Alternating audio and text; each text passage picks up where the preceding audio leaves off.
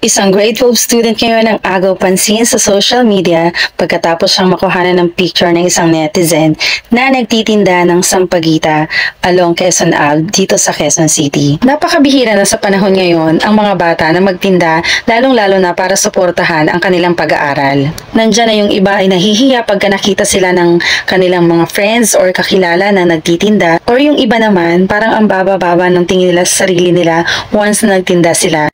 Pero nakakabilib itong grade 12 student na to kasi hindi niya iniinda yung init ng kalsada, hindi niya iniinda kung ano man yung hirap na pinagdadaanan niya, at hindi siya nahihiya kahit na marami ang nakakakita sa kanya.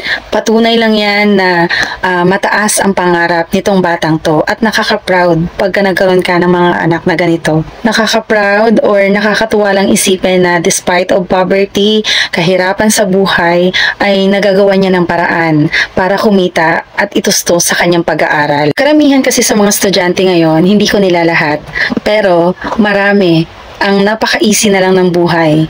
Napaka-easy na sa kanila yung bigyan sila ng baon ng kanilang magulang para pumasok.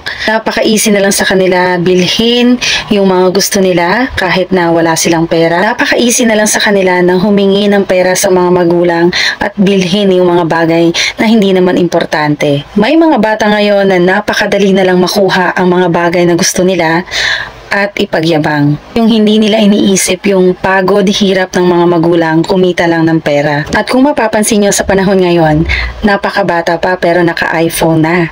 Napakabata pa pero napakagaganda na ng mga cellphone. Maybe yung iba, afford ng mga parents nila na bumili ng mga mamahaling bagay.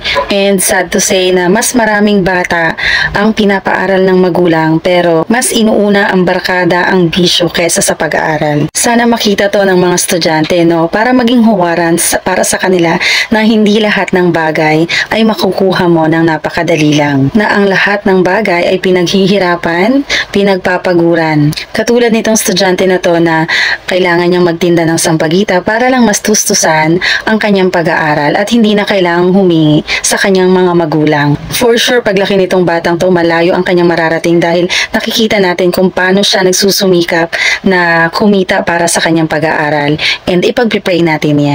Kung may mga nanonood bang mga bata dito, sana tularan nyo etong estudyante na to. Hindi ko sinabing magtinda kayo, pero sana tularan natin yung kanyang pagsisikap sa pag-aaral na hindi hadlang yung kahirapan pagdating sa pag-aaral. At kung nagustuhan nyo ang video na to, paki-follow and share na rin po. Thank you!